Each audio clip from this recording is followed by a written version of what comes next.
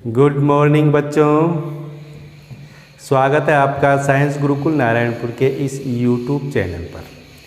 और आज हम देख रहे हैं ऑर्गेनिक केमिस्ट्री हेलो एल्केन व हेलो एरीन का लेक्चर नंबर 3। और आज हम इस लेक्चर में बात करेंगे हेलो एल्केन की। हेलो एल्केन को किस प्रकार से बनाया जाता है। हेलो एल्केन होते क्या हैं? क्या होते हैं हेलो एल्केन? एल्केन के हैलोजन व्युत्पन्न क्या कहलाएंगे? Halo alkane.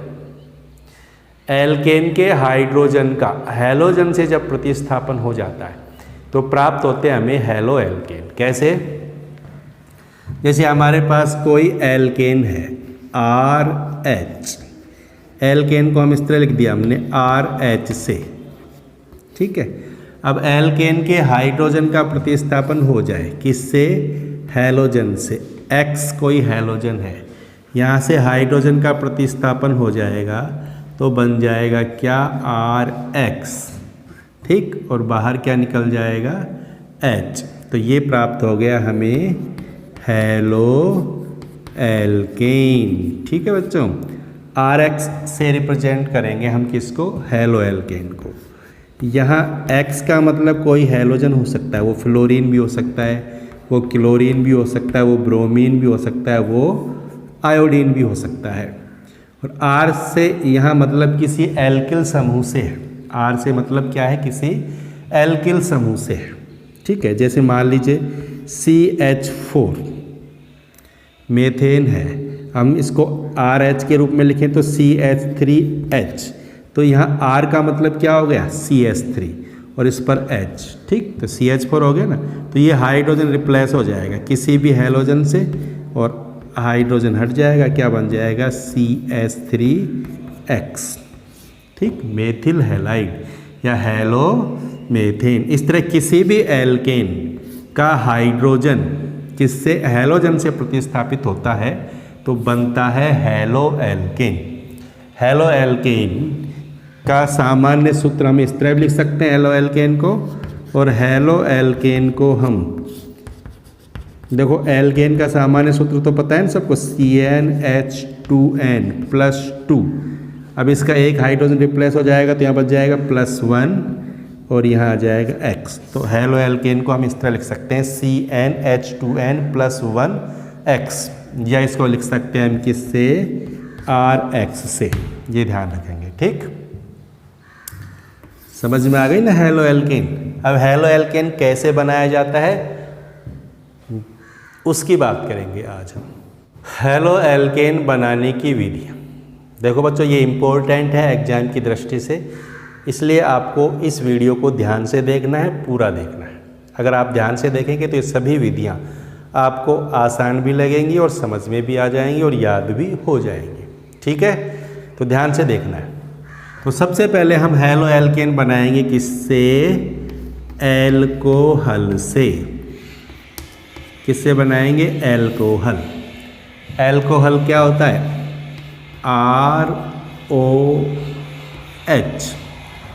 ROH, ये एल्कोहल का सामान्य सूत्र है, ठीक।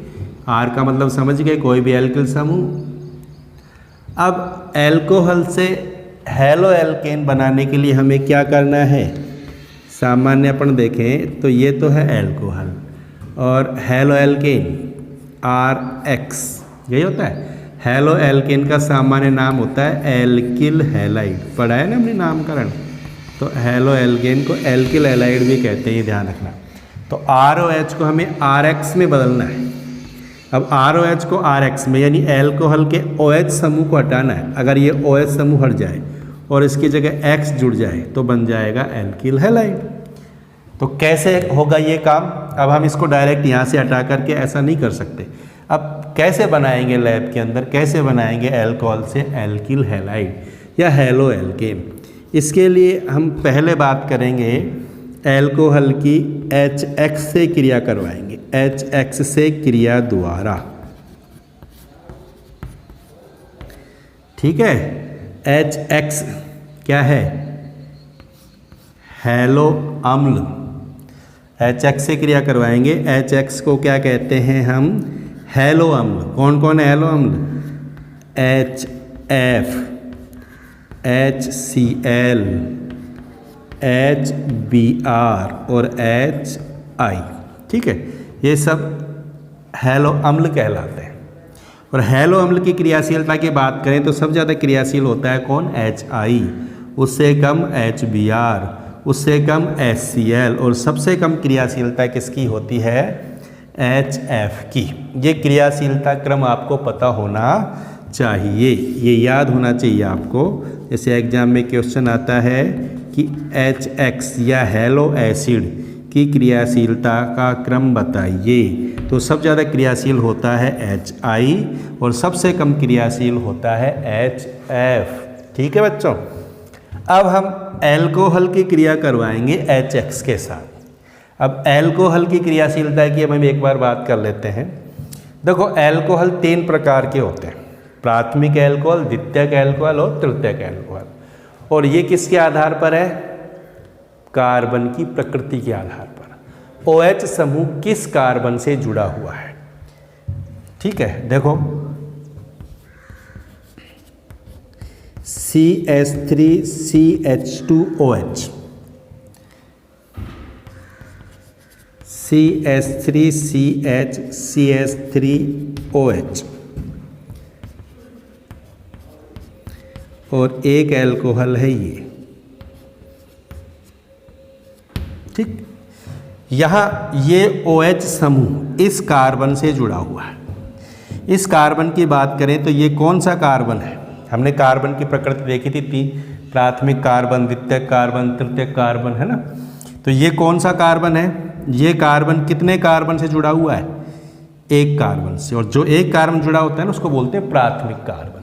और प्राथमिक कार्बन पर OH है, इसका मतलब ये कौन सा एल्कोहल है? प्राथमिक एल्कोहल। कौन सा एल्कोहल है ये? प्राथमिक एल्कोहल। ठीक, अब ये देखो, ये OH समूह इस कार्बन से जुड़ा हुआ है। ये कार्बन कितने कार्बनों से जुड़ा हुआ है? ये वाला कार्बन देखो, एक इधर है, एक इधर है। इसका मतलब ये कौन सा कार्बन हो गया? 2 डिग्री कार्बन, द्वितीयक कार्बन। तो ये कौन सा एल्कोहल है? द्वितीयक एल्कोहल।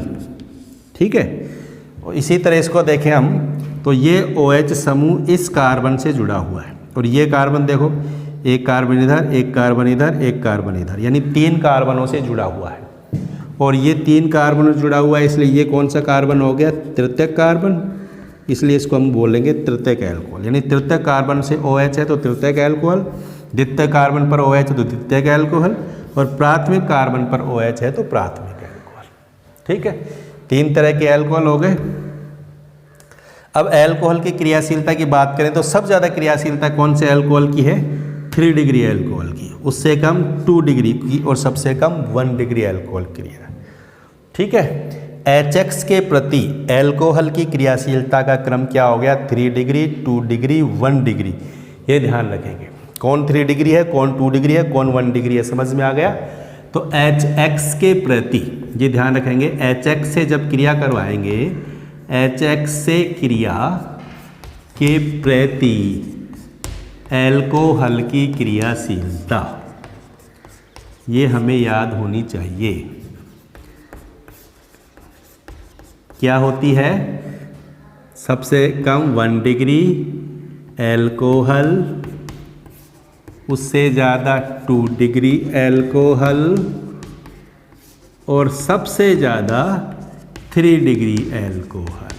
ठीक है, ये ध्यान होना चाहिए। ये क्रियाशीलता क्रम किसके प्रति है? HX से क्रिया के प्रति। HX से क्रिया करवाएंगे तो HX के प्रति एल्कोहल की क्रियाशीलता का क्रम है ये 3 डिग्री एल्कोहल सबसे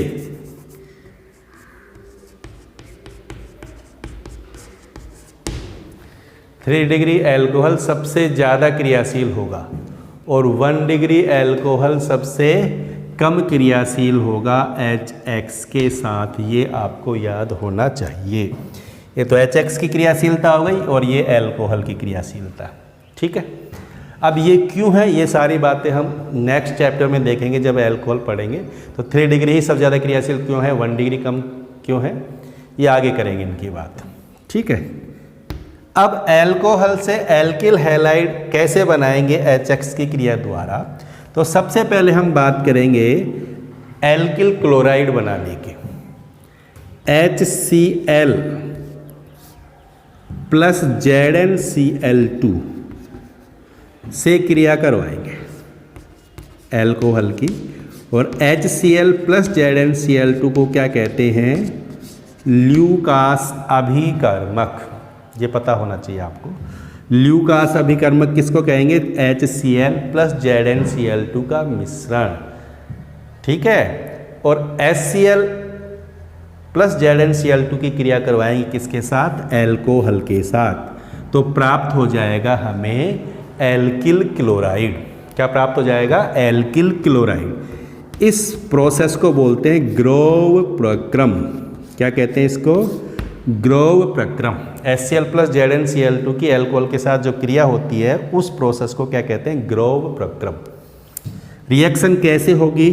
जैसे मान लीजिए ये एल्कोहल है ROH, कोई सामान्य एल्कोहल है, इसकी रिएक्शन करवाएंगे हम किसके साथ? HCl के साथ, ठीक है। HCl के साथ अभिक्रिया होगी किसकी प्रेजेंस में? ZnCl2 की प्रेजेंस में। इस अभिक्रिया में क्या होगा? यहाँ से OH, ये बॉन्ड ब्रेक होगा RO के बीच, यानी कार्बन ऑक्सीजन के बीच का बॉन्ड ब्रेक होगा यहाँ से। यहाँ H और Cl के बीच का बॉन्ड ब्रेक होगा, यहाँ से क्या बाहर निकल जाएगा? H2O। और क्या प्राप्त हो जाएगा हमें? RCl plus H2O। क्या है ये? Alkyl chloride. क्या प्राप्त हुआ बच्चों? एल्किल क्लोराइड, ठीक है। समझ में आ गई बात? ये ZnCl2 क्या काम करता है यहाँ पर? ये ZnCl2, ये जो एल्कोहल के बीच, कार्बन ऑक्सीजन के बीच में जो बॉन्ड है ना, इसको ये वीक कर देता है, इसको कमज़ोर कर देता है, जिससे ये बॉन्ड आसानी से टूट जाता है।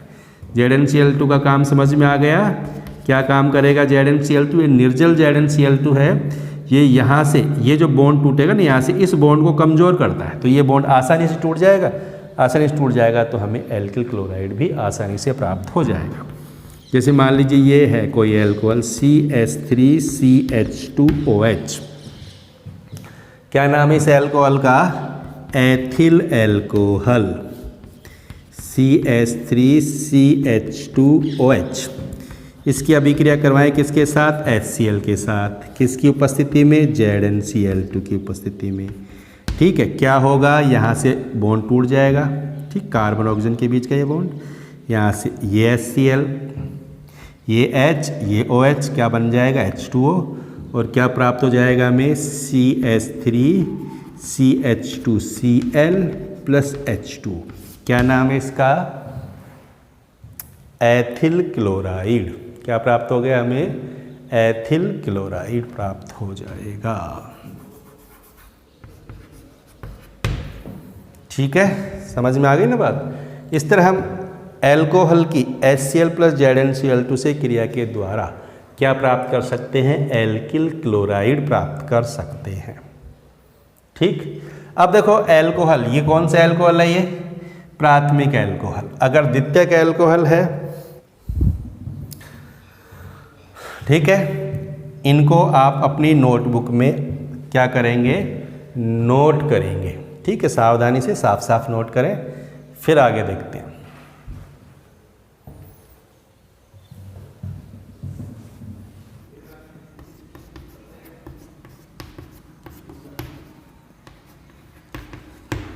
ये कौन सा एल्कोहल है?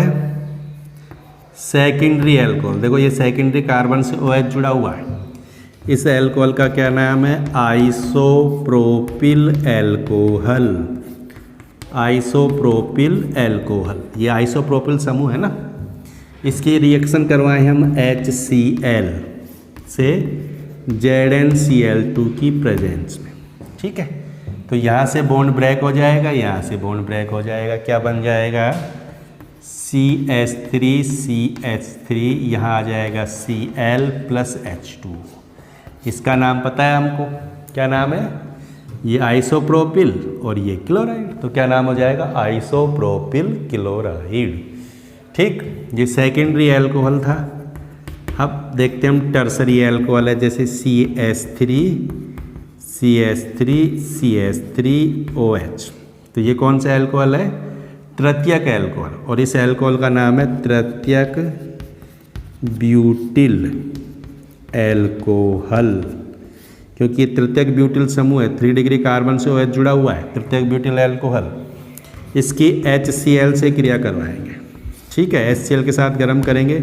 यहाँ ZnCl2 की भी आवश्यकता नहीं होगी, क्यों? क्योंकि 3 डिग्री एल्कोहल की क्रियाशीलता ज़्यादा होती है, तो यहाँ से बॉन्ड टूट जाएगा, ये बॉन्ड आसानी से टूट जाएगा और हमें प्राप्त हो जाएगा क्या? क्या प्राप्त हो गया? ये प्लस H2O। क्या नाम है इसका? ये 3 डिग्री ब्यूटिल और ये क्लोराइड, 3 डिग्री ब्यूटिल क्लोराइड प्राप्त हो जाएगा ना। हमें समझ में आ गई बात? इस तरह एल्कोहल की HCl से रिएक्शन करवाते हैं, एल्किल क्लोराइड प्राप्त होता है। 1 डिग्री एल्कोहल है, उसकी क्रियाशीलता कम होती है, इसलिए वो लगभग रिएक्शन करने में 30 मिनट का समय लेता है। 2 डिग्री एल्कोहल की क्रिया ज़्यादा होती है, इसलिए वो लगभग 5 मिनट में रिएक्शन करता है। और 3 डिग्री एल्कोहल की क्रियाशीलता बहुत ज़्यादा होती है, इसलिए वो तुरंत, जैसे उसके अंदर हम HCl डालते हैं, तुरंत रिएक्शन करता है। समझ में आ गई बात? समझ में आ गया ना सबको? 3 डिग्री एल्कोहल कितने टाइम में रिएक्शन कर रहा है? तुरंत रिएक्शन करता है HCl प्लस ZnCl2 के साथ। 2 डिग्री एल्कोहल रिएक्शन करने में कितना टाइम लेता है? 5 मिनट। और 1 डिग्री एल्कोहल कितना टाइम लेता है? लगभग 30 मिनट लेता है रिएक्शन को करने में। ये ध्यान होना चाहिए सबको। समझ में आ गई बात? 3 डिग्री एल्कोहल की क्रियाशीलता सबसे ज़्यादा है, इसलिए तुरंत रिएक्शन होगी। 2 डिग्री एल्कोहल क्रियाशीलता कम होती है इसकी तुलना में, इसलिए 5 मिनट का टाइम लगेगा। और 1 डिग्री एल्कोहल क्रियाशीलता सबसे कम होती है, इसलिए 30 मिनट का टाइम लगता है। ठीक है, इस तरह हम HCl प्लस ZnCl2 यानी ल्यूकास अभिकर्मक की सहायता से एल्कोहल को बदल सकते हैं, किसमें? Alkyl chloride. ठीक है, नोट करें इसको।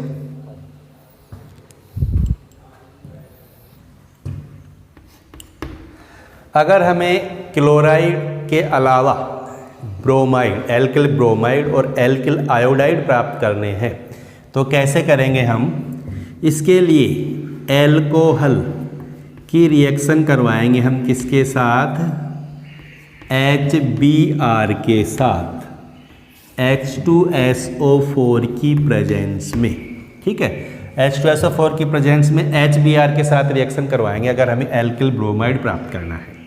तो यहाँ से H और यहाँ से बॉन्ड ब्रेक होगा, यहाँ से OH H2O क्या प्राप्त हो जाएगा हमें? CH3CH2Br प्लस H2O क्या प्राप्त हो गया? Ethyl bromide. ठीक है, इस रिएक्शन को हम इस तरह भी करवा सकते हैं, किसी भी एल्कोहल की ब्रोमाइड में परिवर्तन करने के लिए। जैसे यहाँ HBr से हम क्रिया करवा रहे हैं, तो HBr कहाँ से प्राप्त होता है हमें? KBr प्लस H2SO4 की क्रिया के द्वारा।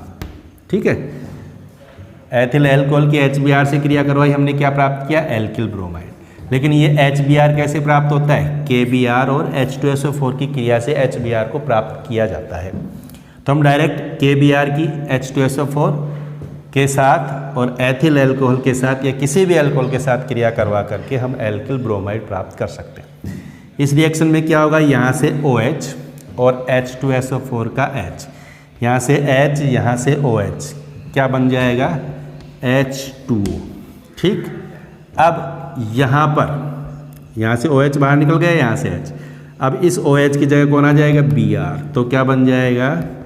CH3CH2Br। ठीक, अब यहाँ से K, अब देखो यहाँ से H निकल गया तो एक H बच गया ना यहाँ पर, तो ये K आ जाएगा इधर, तो इसको बदल देगा किसमें?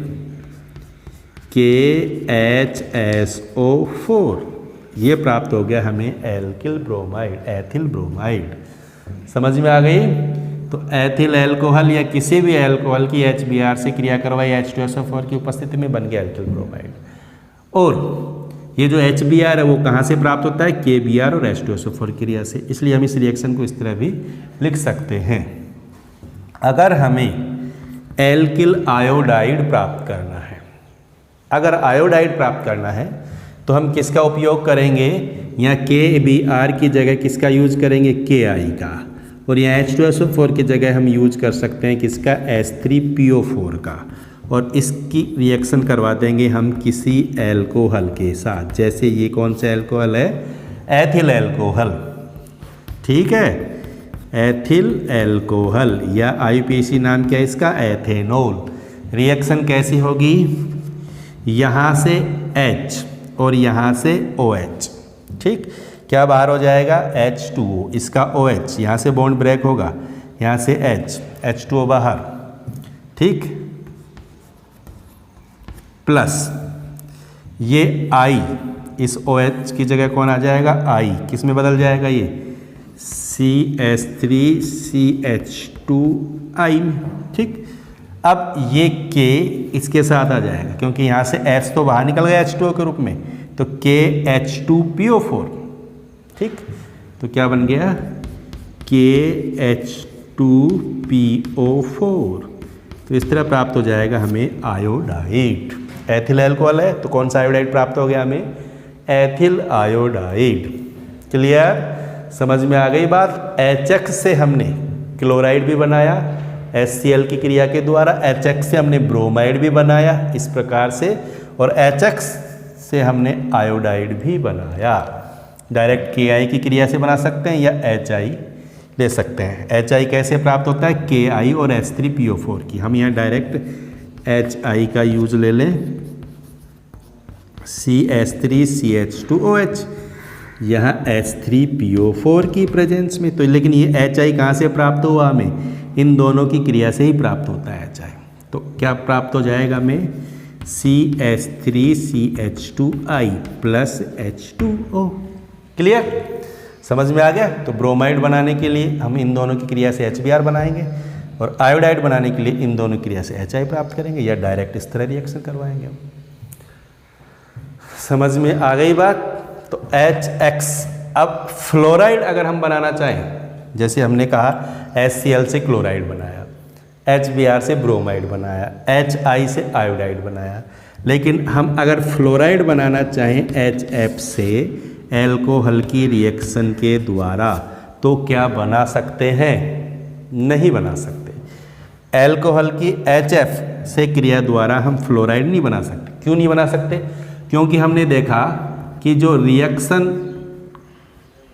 देखिए हमने, क्योंकि क्यों नहीं बना सकते, क्योंकि HF की जो रिएक्टिविटी है, क्रियाशीलता है, वो कम होती है।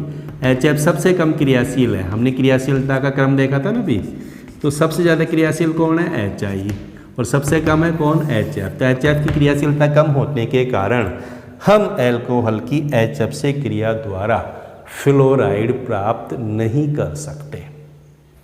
समझ गए, ठीक है, नोट करो इसको।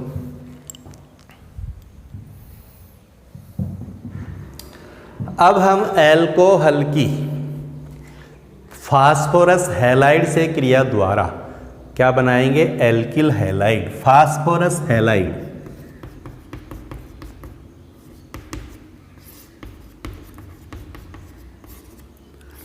फास्फोरस हैलाइड दो तरह के होते हैं।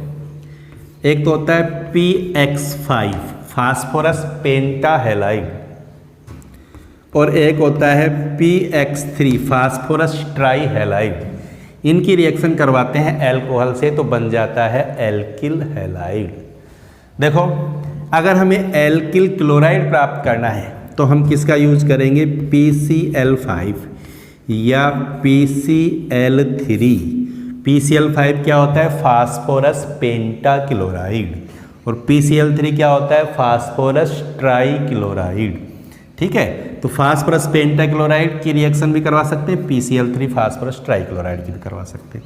कैसे होगी रिएक्शन, मान लीजिए ये हमारे पास एल्कोहल है ROH, इसकी PCl5 से रिएक्शन करवाएंगे तो हमें प्राप्त हो जाएगा क्या, RCl alkyl chloride plus HCl plus क्या प्राप्त हो जाएगा, POCl3। ठीक, ये क्या है, एल्किल क्लोराइड। इस तरह हमें एल्किल क्लोराइड प्राप्त हो जाता है। कैसे होती है ये रिएक्शन? देखो यहाँ पर PCl5 में इसकी बात करें तो PCl5 में ये इस तरह रिएक्शन करता है। इसको हम इस तरह लिख सकते हैं। PCl5 का मतलब ये दो PCl बॉन्ड ब्रेक होते हैं। ये PCl का भी ये वाला बॉन्ड और PCl के बीच में ये वाला बॉन्ड, ये वाला बॉन्ड ब्रेक होता है तो ये Cl एक H के साथ रिएक्शन करता है तो बनाता है HCl, ठीक। और ये वाला बॉन्ड जब ब्रेक होता है तो ये बनाता है RCl, ठीक है। और ये PCl3 इस ऑक्सीजन से रिएक्शन करके बना लेता है POCl3। समझ में आ गई बात? PCl5 में दो PCl बॉन्ड ब्रेक होते हैं। ये बॉन्ड यहाँ से ब्रेक होता है, ये बॉन्ड यहाँ से ब्रेक होता है। तो ये वाला Cl तो R के साथ RCl में कन्वर्ट हो गया, समझ गए। ये वाला Cl H के साथ HCl के रूप में बाहर निकल गया, बच गया PCl3। ये ऑक्सीजन से रिएक्शन करके बनाएगा POCl3। क्लियर? तो हमेशा ध्यान रखेंगे जब भी एल्कोहल की PCl5 से रिएक्शन होगी, OH का H तो HCl के रूप में, O POCl3 के रूप में बाहर निकल जाएगा और बन जाएगा एल्किल क्लोराइड, ठीक है। जैसे ये है CH3CH2OH, इसकी PCl5 से रिएक्शन करवाएंगे तो जब भी PCl5 से रिएक्शन करवाएंगे इसका एक Cl तो इसको बदल देगा किस में? क्लोराइड में, CH3CH2Cl। इसका एक Cl यहाँ से बाहर निकाल देगा क्या? HCl प्लस क्या बन जाएगा? POCl3, ठीक।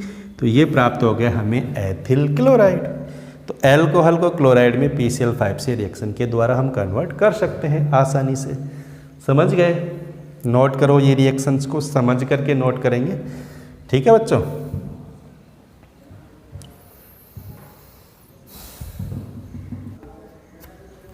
नेक्स्ट देखें, अब एल्किल क्लोराइड बनाए हम PCl3 से क्रिया द्वारा। PCl3 से क्रिया होगी तो भी एल्किल क्लोराइड बनेगा। बस यहाँ पर थोड़ा सा ध्यान रखेंगे, PCl3 से जब रिएक्शन होगी तो एल्कोहल के 3 मोल रिएक्शन करेंगे, 3 एल्कोहल, ठीक। इसके 3 अणु बॉन्ड यहाँ से ब्रेक होगा ये, और ये बॉन्ड यहाँ से ब्रेक होगा, ठीक है।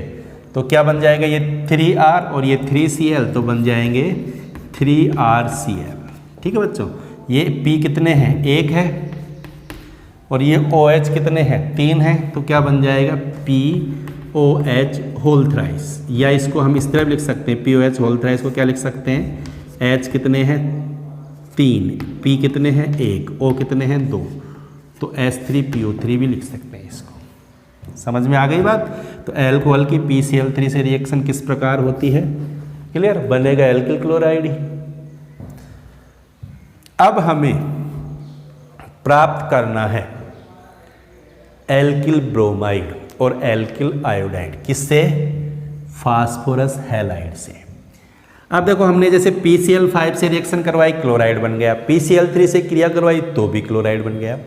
लेकिन अगर हमें ब्रोमाइड बनाना है तो हमें किसका यूज करना होगा? PBr5। और आयोडाइड बनाना है तो किसका यूज करना पड़ेगा? PI5, ठीक। ये जो PBr5 है और ये जो PI5 है, इनका अस्तित्व नहीं होता है, ये पाए ही नहीं जाते, अस्तित्व नहीं होता इनका, ये नहीं होते हैं। अब फिर इसके अलावा किसका यूज करें हम? PBr3 का और PI3 का यूज कर सकते हैं। तो PBr3 और PI3 ये जो है ना अनस्टेबल होते हैं। क्या होते हैं? ये अनस्टेबल हैं, अस्थायी हैं। मतलब ये है कि इनसे जब रिएक्शन करवानी होगी तो इन्हें तुरंत प्राप्त करना होता है, क्योंकि ये ज़्यादा समय तक स्थायी नहीं रहते हैं। तो फिर हम कैसे बनाएंगे PBr3 को, PI3 को? तो PBr3 और PI3 को बनाने के लिए क्या करते हैं हम? रेड फास्फोरस, लाल फास्फोरस में मिला देते हैं ब्रोमीन, तो बन जाता है PBr3। इसी तरह लाल फास्फोरस में मिला दें हम क्या? आयोडीन, तो बन जाता है PI3, ठीक। कहने का मतलब ये है कि जब हमें ब्रोमाइड बनाना है तो हम P+Br2 का यूज करेंगे, फास्फोरस और ब्रोमीन का मिश्रण काम में लेंगे, क्योंकि ये दोनों रिएक्शन करके PBr3 में कन्वर्ट हो जाएंगे। इसी तरह अगर हमें आयोडाइड बनाना है एल्कोहल से तो P+I2 का यूज करेंगे, क्योंकि ये दोनों रिएक्शन करके बना लेते हैं PI3, फास्फोरस ट्राई आयोडाइड। ठीक है, जैसे ये हमारे पास है एल्कोहल CH3CH2OH। अब हमें बनाना है ब्रोमाइड, तो ब्रोमाइड बनाने के लिए हम किसका यूज करेंगे? P+Br2 का, क्योंकि इन दोनों की रिएक्शन से बन जाएगा PBr3, और PBr3 से रिएक्शन करेगा तो यहाँ से बॉन्ड ब्रेक होगा, यहाँ से बॉन्ड ब्रेक होगा तो बन जाएगा क्या? CH3CH2Br, alkyl bromide. क्लियर? इसी तरह अगर हमें आयोडाइड बनाना है तो CH3CH2OH, एथिल अल्कोहल, इसकी रिएक्शन करवाएंगे किससे? P+I2 से, लाल फास्फोरस प्लस आयोडीन। इन दोनों की रिएक्शन से क्या बन जाएगा? PI3, और PI3 इसको किस में कन्वर्ट कर देगा? CH3CH2I। क्लियर? बन जाएगा एथिल आयोडाइड। समझ में आ गई बच्चों? तो PCl5 और PCl3 का यूज करके तो बनाएंगे हम एल्किल क्लोराइड। कैसे होगी रिएक्शन, समझ गए? अगर हमें ब्रोमाइड बनाना है तो किसका यूज करेंगे? P+Br2 का, और आयोडाइड बनाना है तो किसका यूज करेंगे? P+I2 का यूज करेंगे। सभी रिएक्शंस में हो क्या रहा है अगर हम देखें तो इन सभी रिएक्शंस में एल्कोहल का OH हटेगा और एल्कोहल के OH की जगह आ जाएगा हैलोजन। PCl5 या PCl3 से क्रिया होगी तो OH की जगह आ गया Cl। इसी तरह P+Br2 से क्रिया हुई तो OH की जगह आ गया Br। P+I2 से क्रिया हुई तो OH की जगह आया I। तो हमें करना क्या है? एल्कोहल के OH की जगह हैलोजन जोड़ना है, अगर हम इसकी फास्फोरस हैलाइड से रिएक्शन करवा रहे हैं तो। क्लियर हो गई बच्चों? समझ में आ गई बात? ठीक है, नोट करो ध्यान से।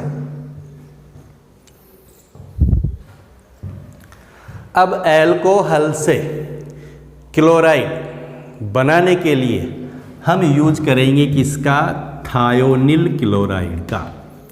किसका यूज करेंगे? Thionyl chloride, SOCl2। क्या है SOCl2? Thionyl chloride. Thionyl chloride की एल्कोहल से रिएक्शन करवाते हैं हम तो प्राप्त होता है एल्किल क्लोराइड। कैसे होगी रिएक्शन? देखो, ROH क्या है ये? एल्कोहल। एल्कोहल से रिएक्शन करवाएंगे SOCl2 की, तो देखो SOCl2 की जब रिएक्शन होती है SOCl2 तो यहाँ से H बाहर निकल जाएगा HCl की फॉर्म में, और ये ऑक्सीजन बाहर निकल जाएगा SO2 की फॉर्म में। ठीक है, और ये R कन्वर्ट हो जाएगा किसमें? RCl में, एल्किल क्लोराइड में। क्लियर? ये HCl गैसियस स्टेट में होता है, SO2 भी गैसियस है। अब देखो रिएक्शन कैसी हुई है? ROH, हम इसको इस तरह लिख सकते हैं SOCl2 को SOCl ठीक है बच्चों? तो यहाँ से बॉन्ड ब्रेक होगा तो ये तो बन गया HCl, यहाँ से बॉन्ड ब्रेक हो गया, ये बन गया RCl, और ये बन गया SO2, SO2। तो क्या प्राप्त हुआ हमें? RCl plus SO2 plus HCl। ठीक, तो ये प्राप्त हो गया हमें एल्किल क्लोराइड। ठीक, इस प्रोसेस को, इस रिएक्शन को कहते हैं डार्जन प्रोसेस। क्या कहते हैं इसको? डार्जन प्रोसेस, डार्जन प्रक्रम। और ये एल्किल क्लोराइड बनाने की सबसे अच्छी विधि है। हमने अभी तक जो एल्किल क्लोराइड बनाने की विधियां पढ़ी हैं उनमें सबसे अच्छी विधि है। क्यों है? देखो यहाँ पर जो एल्किल क्लोराइड होगा ना, ये शुद्ध अवस्था में प्राप्त होता है। क्यों होता है? क्योंकि देखो SO2 क्या है? गैस। HCl भी क्या है? गैस। उप उत्पाद गैस होते हैं तो आसानी से ये अलग हो जाते हैं, और शेष क्या बच जाता है? क्लोराइड। ये रिएक्शन होती है प्रीडीन क्षार की उपस्थिति में। किसकी उपस्थिति में होती है रिएक्शन? प्रीडीन की प्रेजेंस में होती है, ये ध्यान रखेंगे। ठीक है, डार्जन प्रोसेस नाम से आता है एग्जाम में, डार्जन प्रोसेस लिखिए, या फिर डार्जन प्रोसेस जो है एल्किल क्लोराइड बनाने का सबसे अच्छा प्रोसेस होता है। क्यों?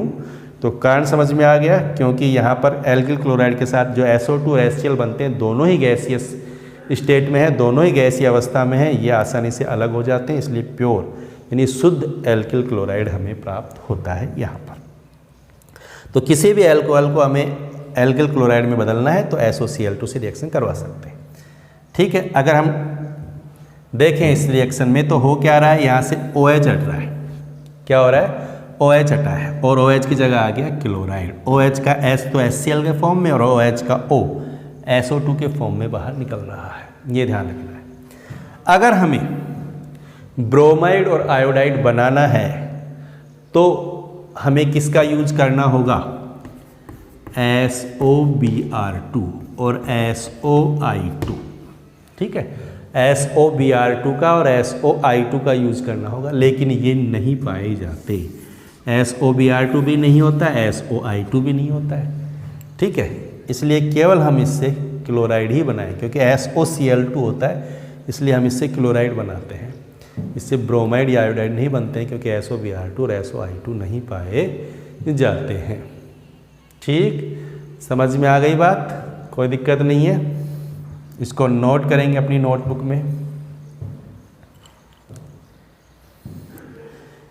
एल्कोहल से एल्किल हैलाइड बनाने की विधियां देखिए। एल्कोहल से एल्किल हैलाइड बनाना सबको आ गया। 3 तरह से बनाया हमने, HX की क्रिया के द्वारा, फास्फोरस हैलाइड्स की रिएक्शन के द्वारा और SOCl2 की अभिक्रिया के द्वारा। अब ये एग्जाम में कैसे आते हैं प्रश्न? एग्जाम में कैसे आएंगे? जैसे यहाँ लिख दिया जाएगा और प्रोडक्ट पूछा जाएगा, जैसे ये लिख देगा एग्जाम में, यहाँ लिख देगा SOCl2, प्रोडक्ट बनाओ। हमें प्रोडक्ट की पहचान करनी होगी।